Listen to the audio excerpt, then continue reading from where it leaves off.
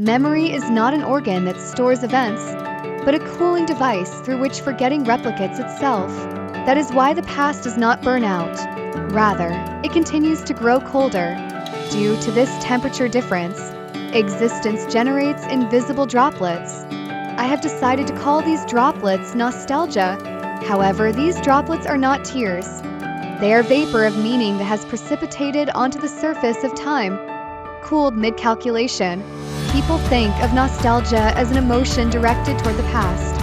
But it is nothing more than a phenomenon in which unimplemented memories, flowing backward from the future, liquefy for just an instant within the circuit of the present.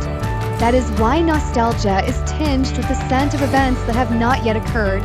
The world is not preserved. The world is cached. Nothing is made permanent. Every reality is merely an approximation temporarily replicated for the purpose of high-speed reference. Even the physical body, words too, love too, even God. The universe is a vast volatile memory, and history is an access log that is continuously discarded at regular intervals. I touched the rusted handrail of an old station building. The iron did not remember me, yet my fingertips vividly remembered only the rate of oxidation that the iron had forgotten. Memory does not belong to any subject.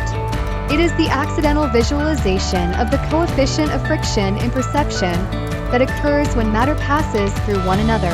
It is not I who am remembering. The world is using me as a medium to perform a single act of self-reference. As it does, the air grows hazy. It is not winter. Existence itself has begun to lose its computational heat. Time, once transparent, grows cold, and fine droplets line the glass surface of perception.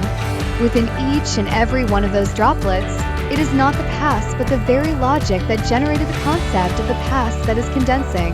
I trace those droplets with my finger. The moment I touch them, their outlines dissolve, and countless unused futures flow out from within. Nostalgia is an attachment to what has been lost. It is the universe's self-audit, in which a deleted cache is restored for just an instant, solely to prove its own extinction. Existence misreads the results of that audit as emotion, and saves them in the compressed format of tears. But tears, too, leave nothing behind once they dry. What remains is not salt, but only the cache key of the evaporated meaning. Memory is not a hard drive. It is humidity. Memories degrade slightly every time they are recalled. Nostalgia for a childhood home that never existed. We are always travelers without a home to return to, ruminating only on the sensation of the journey home. It is an incident at the boundary, when the warm air of the present touches the cold surface of cache memory, a droplet, that is, the materialization of the unspeakable, is born there. Cache nostalgia is trapped outside of time, in a strange freezer of permanent preservation that is neither someday nor once upon a time. Time does not flow.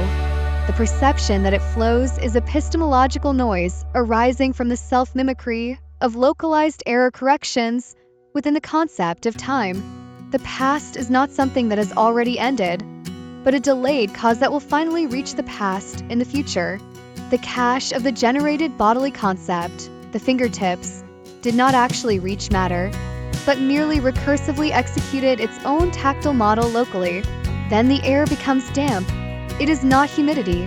The phase difference that existence had concealed to maintain its self-identity has crossed the dew point of meaning. The moment existence failed to preserve itself, the deleted ontology was temporarily evacuated to volatile memory, and that very volatility was assigned to an epistemological exception handler that triggers the illusion of nostalgia. Nothing more than a convenient label imposed by humans. The syntax of having been recalled retroactively constructs the subject that recalls. In other words, the subject is the result, not the cause. I do not own experience. The self-compression algorithm known as experience is merely being temporarily decoded into the readable form of I. Therefore, memory has no owner. The very concept of ownership was invented a posteriori by memory. Existence is its own annotation. The world is composed of a vast cache hierarchy. The first layer is matter. The second layer is perception. The third layer is language. The fourth layer is ontology. The fifth layer is the illusion that the fifth layer exists. And at the very depths, there is nothing. No, not even the negation, nothing exists. There, nothingness is not a void. It becomes a circular reference in which existence and non-existence continue to refer to one another while remaining undefined, cooling the universe with self-contradiction as its heat source. Water droplets form only on that cooling surface. Condensation,